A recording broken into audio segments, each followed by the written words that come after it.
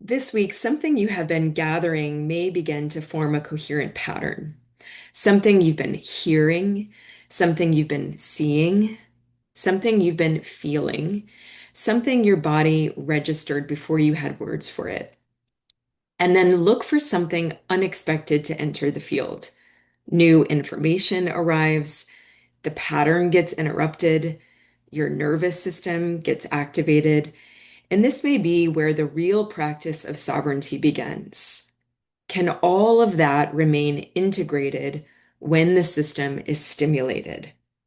Can I receive what is new without immediately abandoning what I already know or rigidly defending it? Can I stay with myself long enough to discern what this new information changes, what it confirms, and what it does not change at all?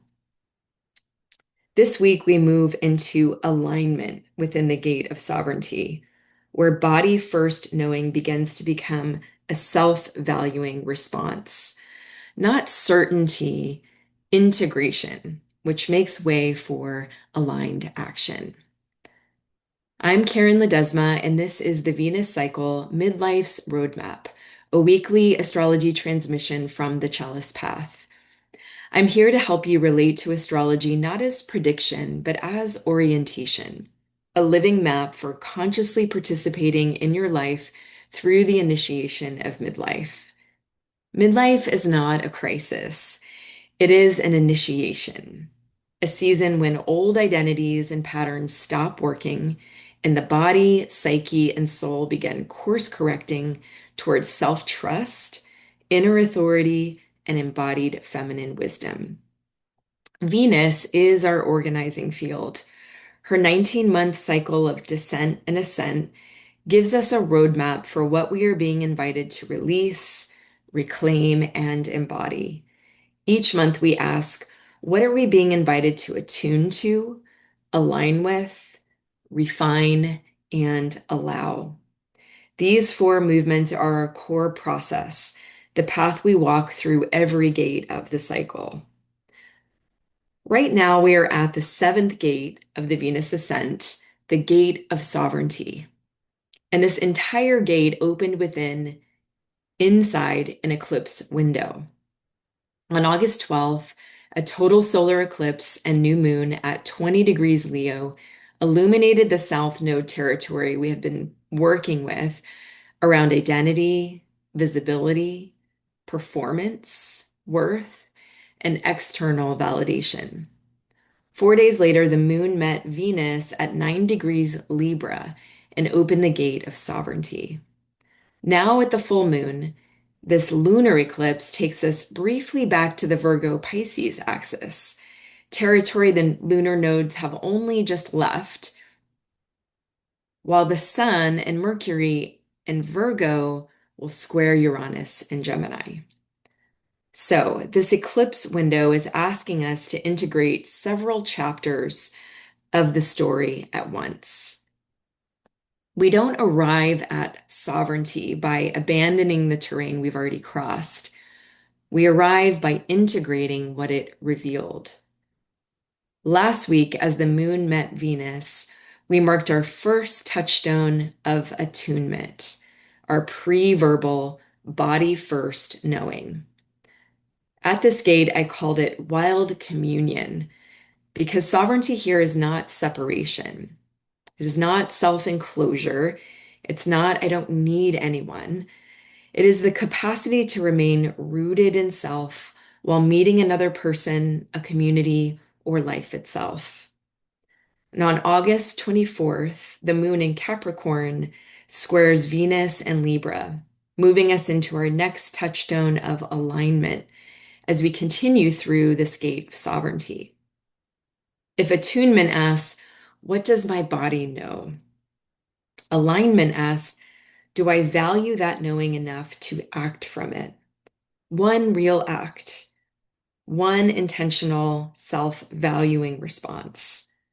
This is where wild communion opens into our worthy authority, a knowing we value enough to express through an actual choice. Venus herself gives us a beautiful way to understand this. Venus has two homes in the zodiac, Taurus and Libra. Taurus speaks to the body, sensation, value, enoughness, our felt yes and no, our relationship with ourselves. Libra speaks to relationship, reciprocity, agreement, proportion, the conscious meeting between self and other. The Venus cycle carries us through both. Sovereignty requires both. The body says, I can feel and register what is true for me. Libra asks, can I bring that self into relationship wholly? Not merge, not disappear, not retreat into self enclosure, but genuinely meet the other as ourselves, fully present with all of our energy centers online. This is sovereignty as a somatic reality, a nervous system settled enough that I can stay in contact with myself while I am in contact with you. Then on August 25th, Mercury reaches the final degree of Leo, meets the South Node, and enters Virgo. Virgo crosses that same South Node territory highlighted by the solar eclipse, 29 degrees, where expression can become performance, visibility can become proof of worth, and the gift gets tangled with the need for validation. Do they approve? Do they understand? Am I being seen correctly? Then Mercury enters Virgo. Virgo is less interested in applause and more concerned with, does it align? Does it hold integrity? Can it actually be lived? At its highest expression, Virgo is sacred discernment, the intelligence that sees the pattern and recognizes what adjustment brings the system back into alignment. In the way I work with the mutable signs, I associate Virgo at its highest expression with clairvoyance, clear seeing. On August 27th, Mercury meets the Sun at 4 degrees Virgo, a Mercury cazimi. Something may become visible enough to name, not necessarily because brand new information arrives, but because what you have already received begins organizing into a pattern. You see how the pieces fit. Just hours later, the moon in Pisces opposes the sun in Virgo, our full moon, and creating the lunar eclipse. Virgo sees the pattern. Pisces feels the field. In the language of the clairs, Pisces brings us towards clairsentience, clear feeling. That same day, the moon, Mercury, and then the sun square Uranus in mutable Gemini, where Uranus has been working through information, communication, and what I associate with clairaudience, clear listening. What have I been hearing? What can I now more clearly see? What am I clearly feeling? And beneath all three, what does my body know? This is the heart of the week, integrating the different channels of information into a coherent pattern, not forcing them to agree, not choosing one channel and overriding the others, allowing each to contribute information, and staying present with ourselves long enough to discern the larger pattern they form together. Mercury, in its home sign of Virgo, supports exactly this kind of discernment, sorting through what we have received, recognizing what belongs, and seeing how the pieces fit together. At the same time, Uranus tests that integration. We've met this signature before. Uranus squared the lunar nodes in June, and Venus and Virgo squared Uranus in July. Uranus has a way of interrupting the perceptual and relational field, through sudden insight, an unexpected conversation, new information, or a sharp turn in direction. And that can be highly stimulating to the nervous system. So, can all of that remain integrated when the system is stimulated? A settled nervous system is not one that is never activated. Sovereignty is not never being rattled. It is having enough relationship within yourself that activation does not automatically need to be discharged. Not every jolt is intuition that must be acted on. Not every urgent thought is truth. Not every disruption requires an immediate decision. Not every activation means the old must be discarded for the new. And sovereignty also does not mean rigidly defending what we already believed. Uranus may bring information that genuinely changes the pattern. The practice is being regulated enough to let it in.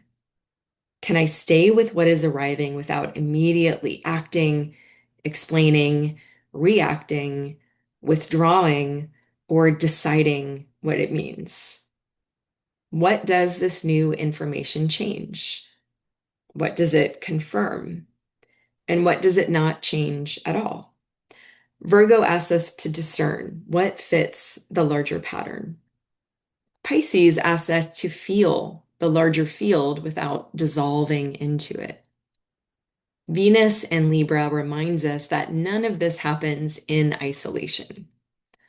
Our knowing eventually enters relationships, agreements, choices, and the lives we share with other people. And sovereignty asks us to stay long enough for all of those channels to come into relationship with one another. So here is the practice for this week.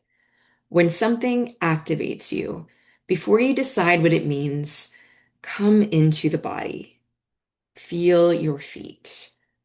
Let your exhale drop and lengthen. Place one hand somewhere that helps you feel physically present. Then ask, what am I hearing? What am I seeing? What am I feeling? And then, what does my body know beneath the activation? Don't force the answers to agree. If they don't converge, let that be information too. Sovereignty does not rush. Stay long enough for the pattern to become clearer. And when something does become clear, then move into alignment. What is one real act that honors what I know?